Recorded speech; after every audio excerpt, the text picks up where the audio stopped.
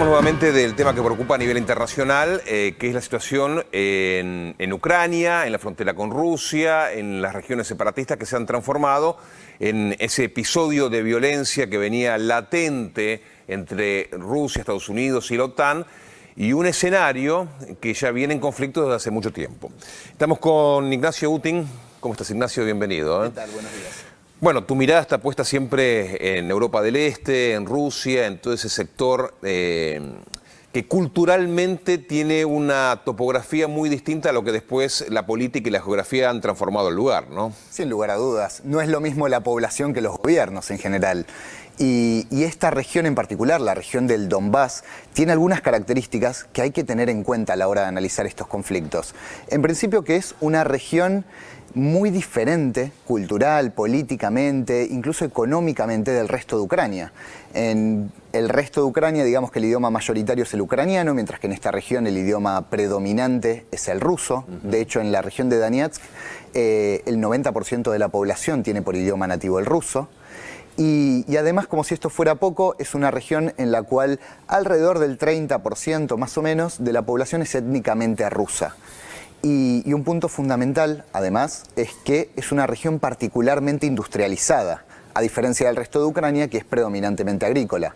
Con lo cual hay divisiones culturales, políticas, lingüísticas, comerciales. No se sienten ucranianos, digamos. En términos generales, no. Sí se sienten rusos.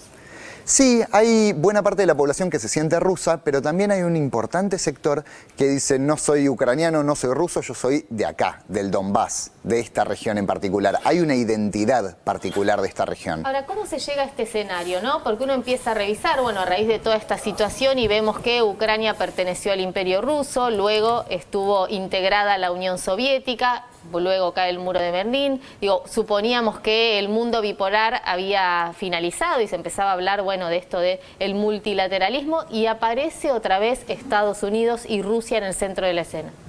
Sí, porque lo que estamos viendo hoy tiene que ver con una cuenta pendiente, algo que nunca se resolvió. Todo lo que vemos hoy en cuanto a política de seguridad y defensa en Europa son cosas que se plantearon en los 90, con la Unión Soviética recién disuelta, con una Rusia muy débil, con un Boris Yeltsin, presidente de entonces de la Federación Rusa, que no podía imponer sus demandas porque, bueno, la situación de Rusia era muy endeble. Pero hoy, la Rusia de Vladimir Putin, no tiene nada que ver con la Rusia de Boris Yeltsin. La Rusia de hoy es mucho más fuerte y creo que si hay algo que caracteriza a Putin es una obsesión por devolver a Rusia a ese lugar que ocupaba la Unión Soviética durante la Guerra Fría. No en términos políticos, no para instalar un régimen socialista ni nada parecido, sino para devolver a Rusia a la plana mundial, a ser la potencia que fue la Unión Soviética durante la Guerra Fría. A ver, uno entiende que los superhéroes quedan reservados al universo de Marvel, ¿no? Y que en este terreno de insinuaciones permanentes que caracterizaron tanto la Guerra Fría, ni a Rusia ni a Estados Unidos le conviene un conflicto bélico. Sin dudas. ¿Qué le sirve a Estados Unidos de todo esto y qué le sirve? Porque uno imagina que las motivaciones están fronteras adentro, no fronteras afuera. ¿Qué le sirve de todo esto a Estados Unidos y qué le sirve de todo esto a Rusia?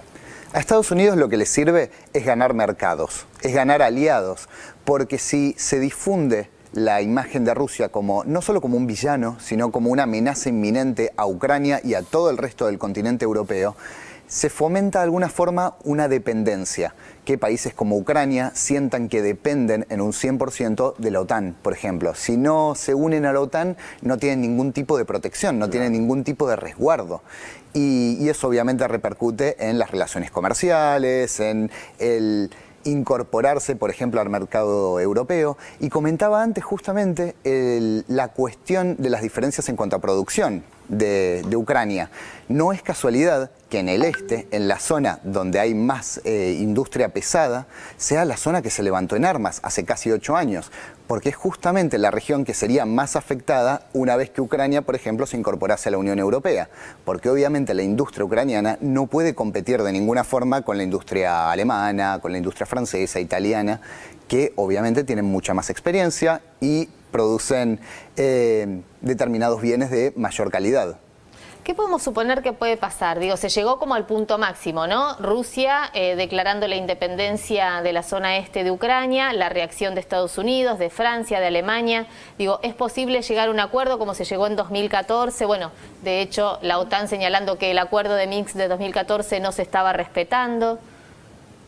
Bien, es una buena pregunta, qué es lo que puede pasar a partir de ahora. En principio, creo que el dato fundamental de lo que pasó ayer es que terminó la guerra.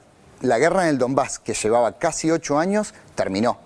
Porque si Rusia manda tropas, como hemos visto en las últimas horas, Rusia ha enviado tropas a la República Popular de Donetsk y la República Popular de Lugansk, desde ayer reconocidas como países independientes por Rusia. Esto significa que Ucrania no va a atacar. Ucrania no va a atacar si hay presencia militar rusa en la región. Todo lo que pase a partir de ahora será un nuevo conflicto. Hay que ver qué pasa con lo que decida la OTAN. En principio, hasta ahora, lo único han sido sanciones comerciales, y creo yo que estas sanciones son contraproducentes, porque sí, probablemente en un corto plazo afecten a Rusia, pero lo que van a lograr es que Rusia se acerque más que nunca a China, y eso por supuesto que no le conviene ni a Estados Unidos ni a la Unión Europea. Y hay un factor muy importante que también hay que tener en cuenta, que es la exportación rusa de gas a la Unión Europea. Esto iba a decir, sí. El hemisferio norte está en invierno. Alemania, por ejemplo, necesita el gas ruso. El 40% de las industrias alemanas dependen del gas ruso. Absolutamente. Es muy importante para Alemania. Con lo cual, Alemania no creo que imponga sanciones sobre el sector energético ruso, y creo que va a hacer todo lo posible para que otros países tampoco impongan esas sanciones, al menos por ahora. Para cerrar, Ignacio, ¿este conflicto también demostró cierta fragilidad de la OTAN ante un escenario de conflicto? Creo que sí. Creo que sí, porque se ha visto claramente la división interna. Por un lado, países como Estados Unidos, como el Reino Unido y también como Polonia, por ejemplo, y del otro, países como Francia y Alemania, que siguen apostando a la vía diplomática y, de hecho, ni siquiera dijeron que hubo una invasión, mientras que Estados Unidos dice Rusia está invadiendo Ucrania, Alemania y Francia lo ponen en duda. Para cerrar, ¿qué son esas banderitas? Estas banderas son justamente las banderas de estas dos repúblicas autoproclamadas, desde ayer reconocidas por Moscú, la República Popular de Donetsk y la República Popular de Lugansk. ¿Se pueden autoabastecer? Vos decías que son sectores industrialmente ricos. ¿Se toman esta decisión porque económicamente les conviene estar separadas del resto de Ucrania? No podrían sostenerse sin aportes rusos, de ninguna forma. Y menos aún podían hacerlo hace 8 años, cuando comenzó la guerra. Porque además, obviamente, la guerra afecta a la infraestructura del país, afecta a las industrias, afecta a los caminos, las vías, todo. Y la economía de estas regiones sufrió mucho. Por ejemplo, no se pudieron pagar pensiones, jubilaciones. El Estado ucraniano dejó de aportar para todo lo que tenía que ver con inversión pública, educación. Las universidades públicas se fueron. En un limbo. Exactamente. Gracias, Ignacio. Un placer. Seguimos.